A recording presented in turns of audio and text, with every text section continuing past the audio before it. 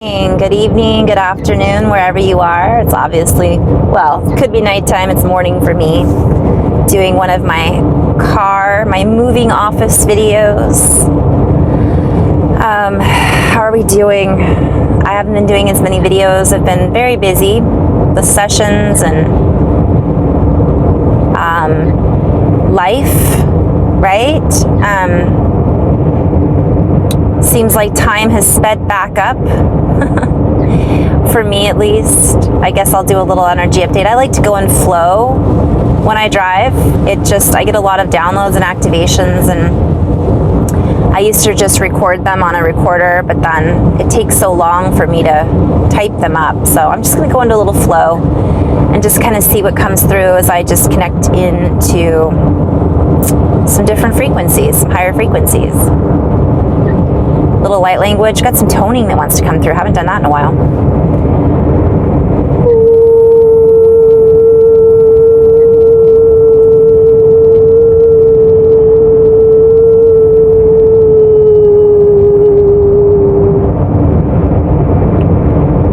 And we use sound to disrupt the patterns, the brain patterns, if you will, or to interrupt them from one perspective and change the frequency into another directive. It allows us to home in, to use our honing device in order to recognize that which is encased within. I'm seeing basically sound within a container, within a holding space, yet connected to plasma isn't necessarily the right word, but we could say light and ether, which may be plasma.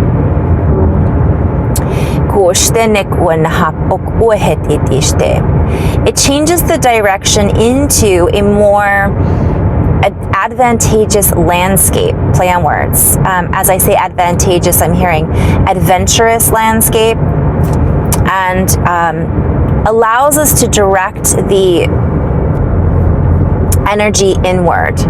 It allows us to direct the energy within and to create an alchemizing from one perspective way to communicate with source, or what some may call the spirit that moves in all things. For as we animate all things, as we allow ourselves to become animated, as we allow ourselves to animate, okay, I'm seeing this as a play on words. I'm going to do a little energy update too at the end, guys, I think, if I have time. Very similar to light language in the sense that it picks up on certain sound harmonics and dynamic interfaces, inner exchanges with the mechanism that is the human from one perspective.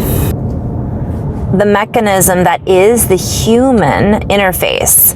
So I'm seeing this as a play on words, like it's the interface, like the face, it's the skin, it's the technology, right? And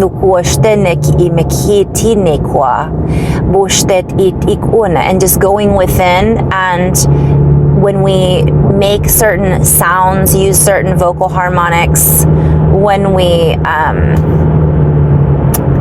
use that exchange back and forth, it's connecting the ears, the vocal cords, inner to outer, outer to inner. We hear it and we send it out in a ripple type effect. It then creates a frequency exchange from one perspective. It allows us to exchange information back and forth. All right, so I'm seeing a reference to back and forth. I'm hearing in fourths, something about musical harmonics, and it's a play on words. And I'm also seeing the fourth dimension. And as I see it, what I see is a space in between, obviously 3 and 5, right? So it's an octave from another perspective, but I also see it as a bridge between dimensions. And in essence, that is what different linguistical play on words, linguistic. I always say linguistical. It's just kind of like also a play on words, calling to the linguistics like a call to the wild. It creates a set, if you will, a rhythm, a drum, a pattern, and it allows us to feel into the waves that are being offered as we recognize this deeper speech pathology pattern. Play on words. I'm seeing the path. We recognize a deeper path. We recognize the grooves that are available to us. And I see the brain grooves and the musical grooves, the dance moves. I see a flow and a rhythm that we then tune into, that we attune to, that creates a fluid momentum between the spirit that moves in all things. The natives called it that, and the higher harmonic, the higher harmonics that are connected to this deeper source soundology. For there is a deeper sound that is being emitted, not omitted, but emitted, but that's a play on words, behind the sound. I've talked about this a lot. This sound opens a whole network of frequency dominions that have yet to be explored by many. Yet many are exploring these tracks, if you will. Again, plays on words. I'm seeing it as musical tracks, but I'm being shown tracks in the snow. Recognizing that they have been left here for many reasons, for many seasons, for many eons. And this is a multi-layered meaning. The sound was always here, but there are different sounds that have been created that are useful and valuable tools to assist us in the malleable creation sets that we are creating as the human, right, that is creating the realities and the underscores in which we are all playing within. For we are sound in motion. We are in fluidity.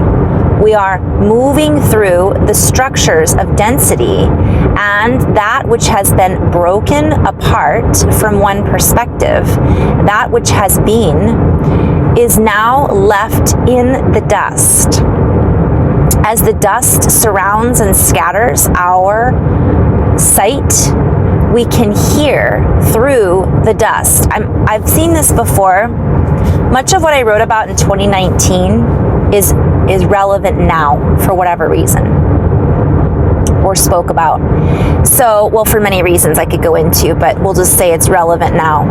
And what I'm seeing is, it's like, let's picture when a building is blown up, right, or condemned, and the building comes down, there's all the remnants that are floating in the air of these dust particles.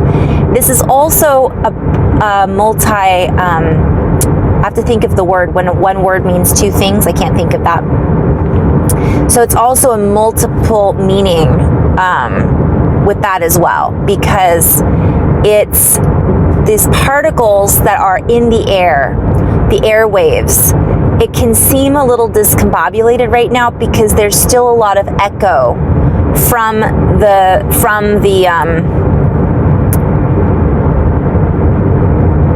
well, lots of words are coming through, but just picture a building kind of coming down, and that those remnants are remaining, and we are picking through the debris.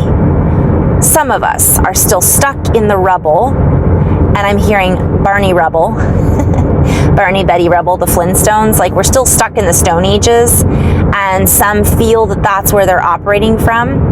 Yet many have, I see many like floating up above the rubble and kind of seeing where they need to dig, what they need to retrieve. I'm having a reference to golden retrievers.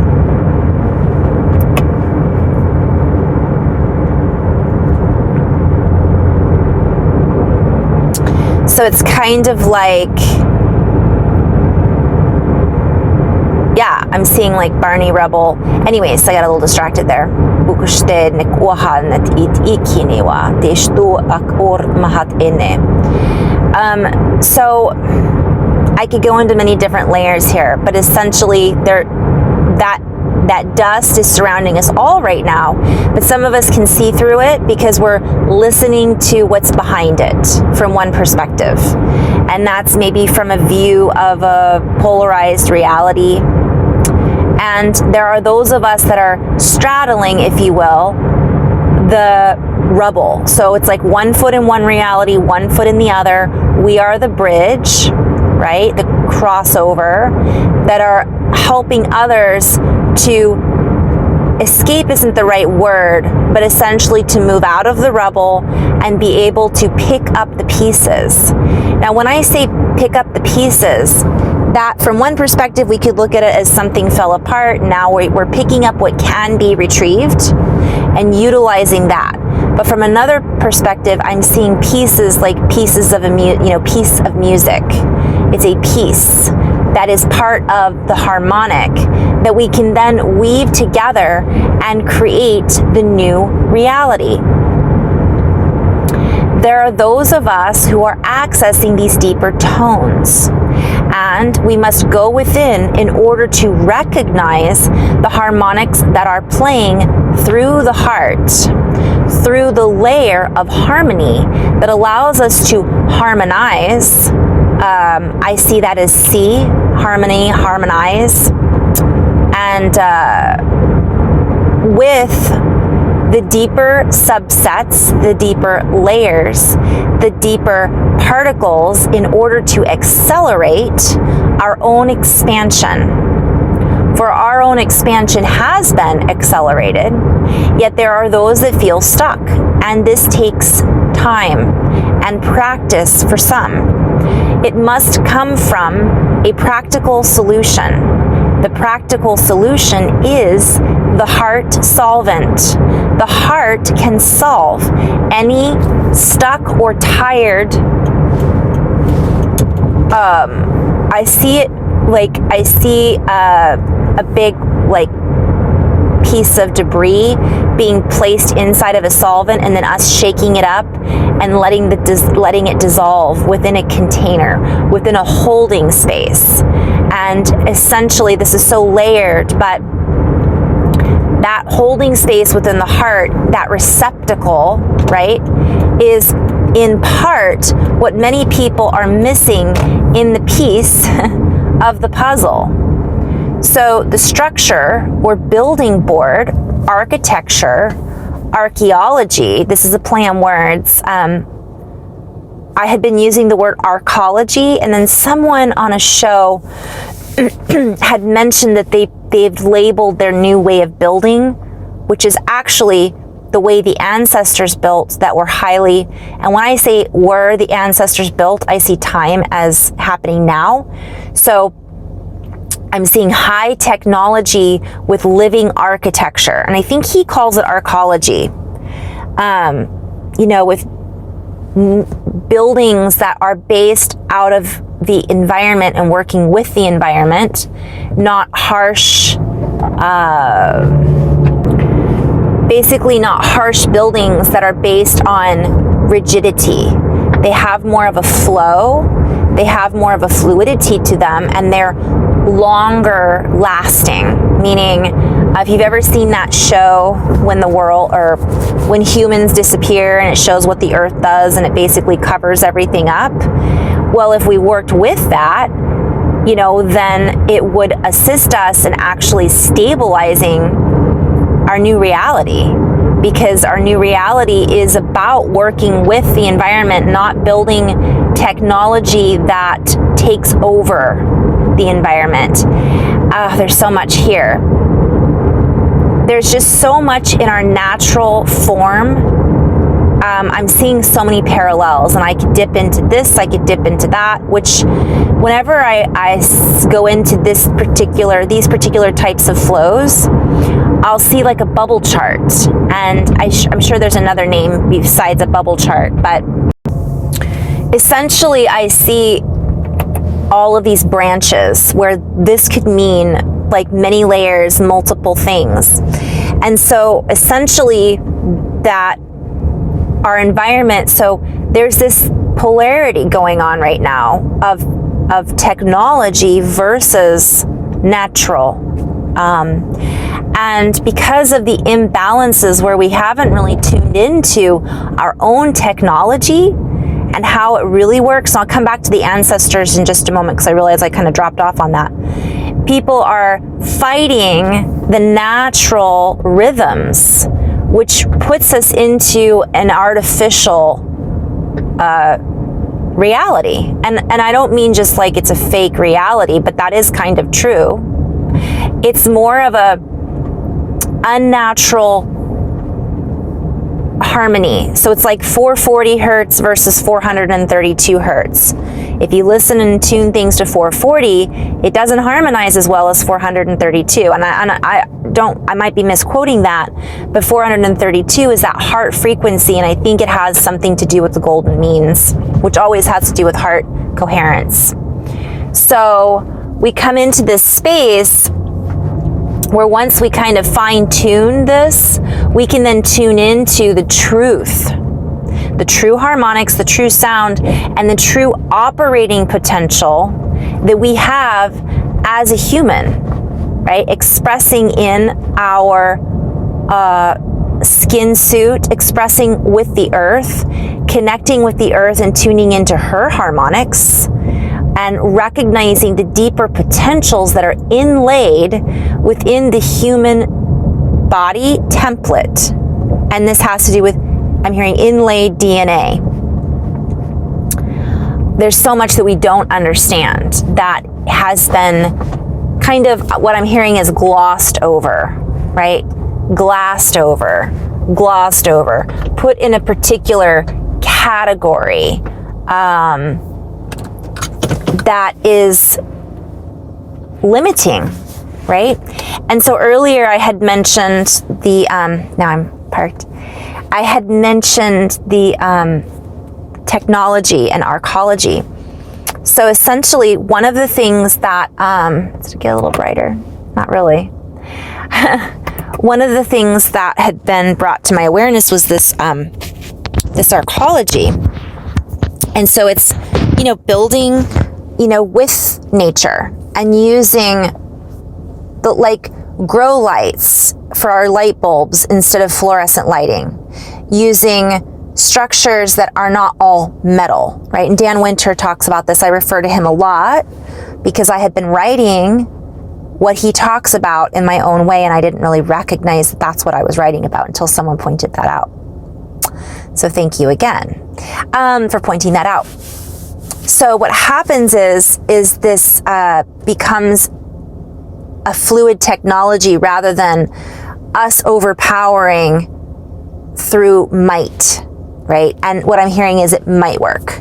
It's not permanent. It's temporary because Earth can be, we have all these stories that have been told to us about doom and gloom and how Earth was created and what's happened. And while some of it's true, it's interlaced with a lot of, I'm hearing, web weavings.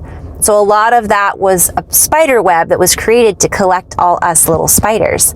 Because as we were collected and as our beliefs fed this web and it became a feedback loop, we then created that reality that we were told. And I'm hearing the human directive, right? We were told this is how it works, and this is the box that we can create from within. And we don't know what's going on out here. We haven't discovered that yet. But in reality, there were those who knew the whole time what our reality looks like, very much like the Truman Show. And so the technology that our ancestors created, yes, there are other dimensions where the technology wasn't all fluid and working with one another. But there's other versions of reality where that was not the case. When I say was, is it our future ancestors or our past ancestors where we haven't been shown exactly how the technology worked, like the pyramids, for example. Why were they placed on the points that they were placed on? If you look at all of the pyramids all over the earth, it's a map. And they're set up on the earth in certain points that lined up with the energy of the earth. And many of us have not recognized that because we weren't taught that. We were just taught that they were erected to honor the dead or honor those that had passed, and that is not accurate. There's another reason for those pyramids, and someday, it's already kind of come out. There's a lot of people who've talked about this over the years, but this isn't like something that's mainstream that's actually come out on the platform of the old spider web. Does that make sense? I'm kind of going all over the place here, but and so as we activate within these deeper fields, within this deeper knowingness, as we allow our cup to runneth over, so it's the chalice of the heart, that it's a creation that creates, when we're in coherence, that shape and the toroidal spin is what we're creating essentially in that chalice of the heart, and it becomes the cup that runneth over, and it essentially spills out into this golden means frequency of harmonics. And that's my understanding of it. So I may not be 100% accurate on that, but that's how I see it. This allows us to spin our own web.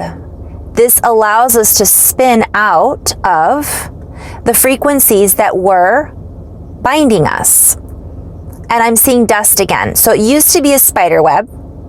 Now it's dust particles. I've also talked about dust. This can mean other things, but that's a whole other ball of wax. And essentially, I'm not talking about like the dust that is matter. I'm talking about more of the remnants of an old reality. And basically, I'm kind of tuning into ashes to ashes, dust to dust. So it's like we've gone back, but not backwards. We've gone back to a deeper space that we're holding as a collective. It may not seem like that because of all the dust particles that are floating around, but those that have eyes to see, ears to hear, it feels different. And even those that maybe don't realize they do, it feels different. It feels more chaotic in some ways, depending on what we're tuning into. But it just depends on our location for sure, right now. Where we're located. And essentially what I've been shown is that we've chosen, most of us, where we want to be during this time for a reason. So our locations, as let's look at it as Christmas lights, those netted Christmas lights, that's what it looks like, right? The ones you put over bushes. It's like we're all in these places and we're holding these spaces in our own way so that we can co-create from across the board. Motherboard, frequency board, game board. We are in the location for a reason. And so we may not know what that reason is, but if we start focusing inward more, what I'm kind of hearing is more often, right? Doing it more frequently. It allows us to recognize these bandwidths that we're tapping into more frequently too, with higher frequency. It becomes a habitual suit that we then step into that allows us to recruit from a higher ability to know. I'm hearing higher credibility too. So we become, it's more credible because we're living and walking our truth. We're not just talking our truth or what we think truth is. We're acting and interacting with each other, Mother Nature, and reality in such a way that it dissolves it allows the dust to settle and then be composted, right? Like ashes on a volcano. I could go into many different layers, but I have just a few more minutes. So what I'll share is, it really does, based on what I'm kind of seeing, it's really important for me personally, the more that I write, tone, allow the light language to come through, center, I've been pulled in many different directions lately, and it's been challenging to stay centered. And I'm reminded by my guidance team, you got this. You've done this before in a different way, in a different reality. Or you could look at it, you're doing it now because everything's happening now. But I'm guided to tune into those parts and pieces of me, back to parts and pieces, that are all coming together. And it could be also versions of us that are angelic, or versions of us that are from the future, versions of us that are in the past. But we're all connected. So we're able to get help. And we can direct our energy and our vision. Hey, highest aspect, higher self, whatever resonates with us, help me out. Show me what I need to know now that you already know. Because that's a version of us that we already are. And that's part of what I keep being reminded over and over again. Or if that feels a little funny, I used to feel like, I don't really know. Ask Source, God. Ask the angels, But when we do that, doing it from a place of coherence helps us get out of fear, and it helps us get out of the distractions of all this dust that's floating around, that's looking for a place to land. It's looking for a place to stick. And I talked about this a week or two ago, and I still see it as being relevant. Ghostbusters, right? All of this plasma that's been released from the earth, that's been held, whether it's from the earth and remnants of energy that was stuck, or whether it's ghosts. And I say that with love, because these pieces and parts of the energies that may have moved on, but part of them got stuck, is another version. Or it could be our own emotions that we're just now coming to terms with from childhood or past lives or whatever it might be. Again, not getting stuck in the labeling of what it is and just allowing it to settle. And then that allows us to see it.